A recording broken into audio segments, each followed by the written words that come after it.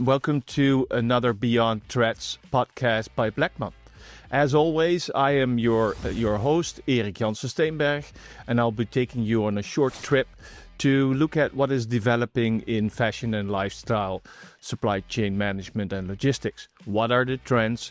What are we seeing on socials, etc.? Today, the topic is returns, and for that, I'm talking to the representation of the activewear brand O'Neill, which has been a long-standing partner of Blackman. For this, I'm joined by Valerie Page. Hi there. Hey, good morning, Eric. Yeah, you are the lead of logistics within your teams. Thank you very much for being here, and I already thank you for sharing all your experience and insights. I know there are a lot of brands currently looking into how to best handle returns in terms of, of course, CRM, but also in terms of how to best deliver quality towards their customers. Right. Absolutely. Yeah. So let's jump right into it. Can you please briefly introduce yourself just before you start explaining that what it is that that makes your returns management harder in terms of the type of product that you carry? Yeah. No. So I'm very happy to be here. So thanks for the invitation. I'm Valerie Page. I'm the logistics manager at O'Neill, as you mentioned. And in my a lot of years that I worked for O'Neill, I had different hats on. I come kind of more from a finance background, but enrolled through the years, as you said, working for different departments, and currently leading the logistics department at O'Neill. We are responsible for all the inbound from the Far East, coming into the Blackman warehouse, and then also the outbound, making sure it gets delivered to our different channels. We have a quite various portfolio of channels. So we have our own e-com, our own website. We have marketplaces, retail, wholesale. We have wholesale business through distributors. So a lot of channels. Absolutely. And so there are, of course, more brands that have many sales channels and therefore many different types of returns.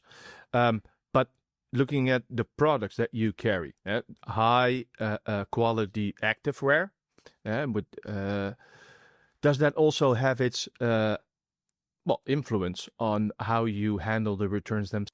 Yeah, I think so. I think one of the things is, different people have different sizes, different body types. And one of the main reasons why they return is it doesn't fit. Correct. Yeah. So I think reducing returns in the first place is our top priority. We try to help the customer to find the right fit from the start.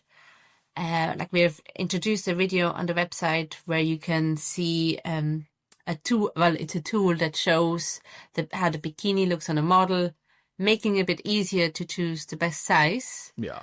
But even if we go beyond this tool, we design for flexibility. And we do that by introducing adjustable features and using very stretchy fabrics.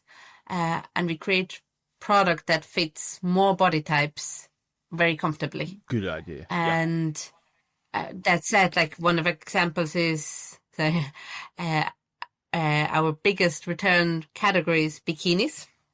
So what we're doing is making sure that almost all of our bikinis are adjustable. So either with a buckle or core ties. With this strategy, it fits more body shape.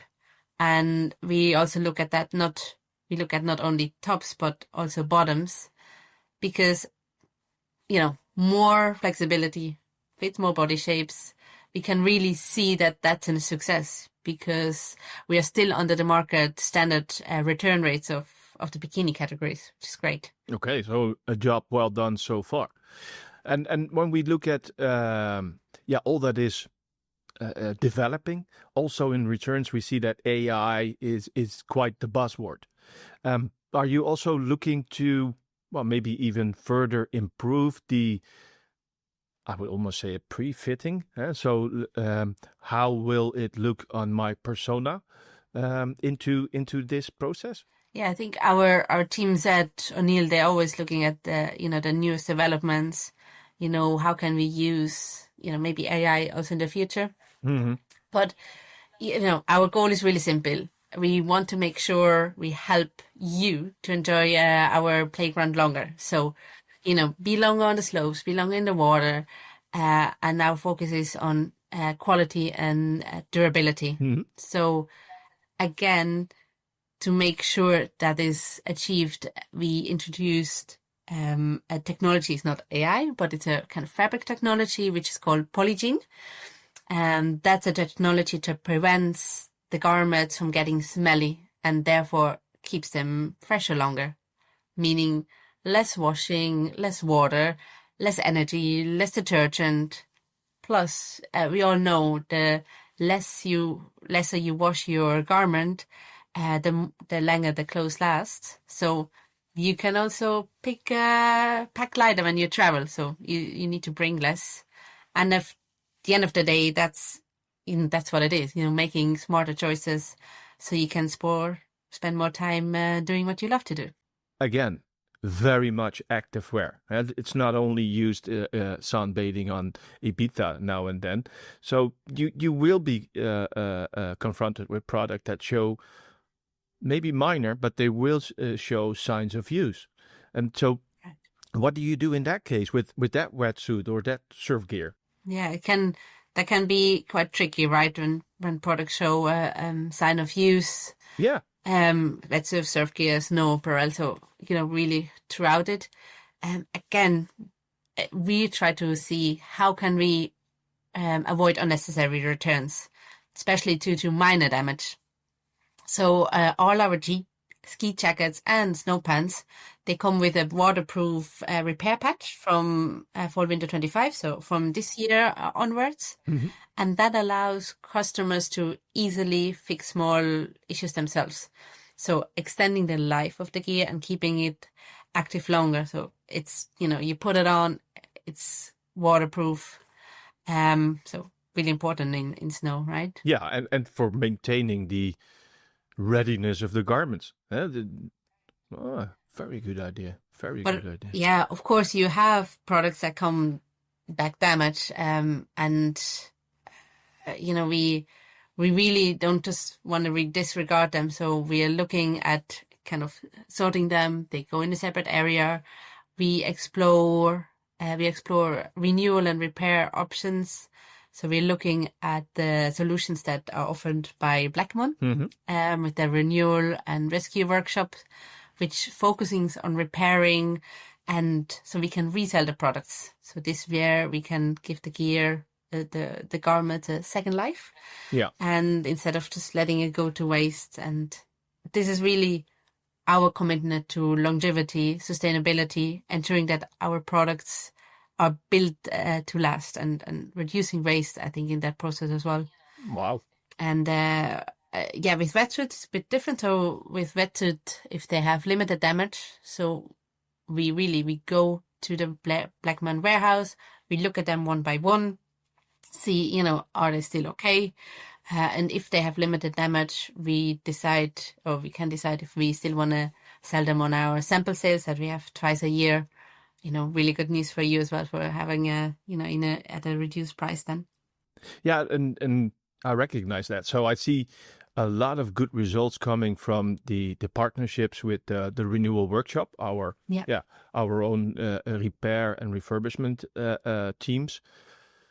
Because we're not shipping the product back to the factory anymore, so revenue retention is really maximized, while also keeping a keen eye on preservation and the more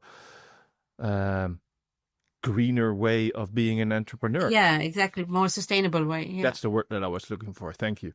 Yeah, more sustainable indeed. So it's a two-edged blade. Exactly. Yeah, It helps the environment and the customer and the brand. So that's good. So 3 edge blades actually. But Yeah. where other brands have peaks in terms of sales, like you do as well, of course. On top of that, you are highly seasonal, of course, because it's active wear with a purpose. And summer is for surfing dudes and stay in the water as long as you can. Dudes and dudettes these days. And of course, winter is for skiing, snowboarding, etc.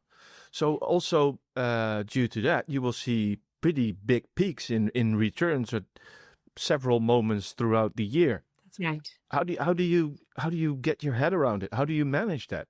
Yeah, it's really managing the returns during those peaks, huh? Like you said, also summer for bikinis or winter for snow apparel. So that can be a real challenge. Yeah. So today we really stay ahead to closely forecast those return peaks. We know our returns come from 2 main sources, so online campaigns that we have on the website, but also stores returning unsold stock at the end of the season. And by predicting these in advance, we can ensure a smooth and quick turnaround at the warehouse, so products can be processed efficiently.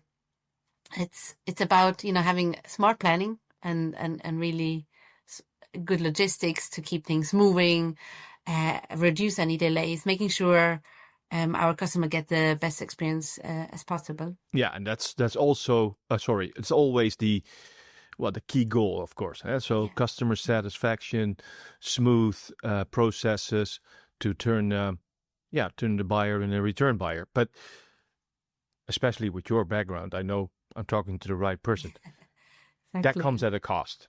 So how have you found, or how have you found the balance, and how are you managing that balance between ultimate service, ultimate customer satisfaction, and the costs that a returns process or a repair process brings with it? Yeah, so that is really a balancing act to keep those costs under control. So to manage that, we apply a return fee on our B2C portal or B2C channel. These fees help us to cover logistics costs, but also really encourage a mindful purchasing, reducing unnecessary returns. Yeah. Because that's really what our goal is. And we regularly review those and adjust these fees to make sure they remain fair, but I also align with our business goal and customer expectations. So it's really finding the right balance, offering convenience, but also maintaining a sustainable and efficient return process. Yeah, and I must say I recognize what you're saying.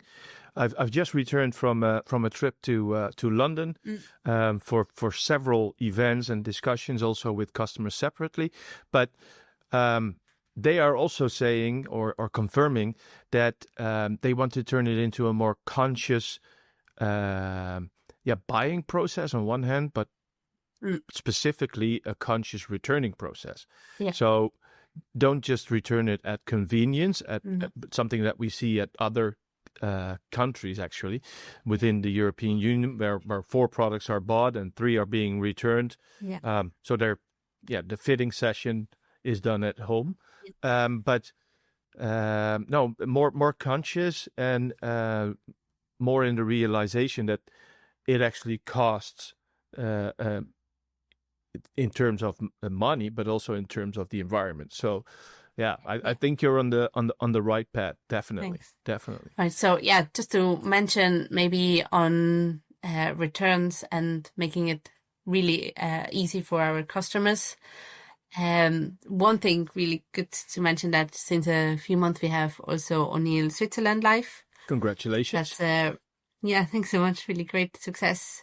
But as we know, so some countries like UK, Switzerland returns possibly take a bit longer.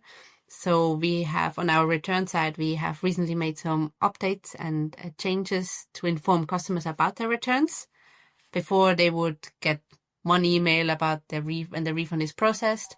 Yeah. Now they also receive updates when the parcel has been received at our logistics hub, and again when it reaches the warehouse before they get the final refund confirmation. So this helps to have them better informed and get an indication when they can expect the refund, which also means less requests to our customer service teams, of course. Which is also a very good idea, because still 60%-ish of the questions that the customer support team receives is all around where's my parcel, where's my refund, etc. So very, very good idea.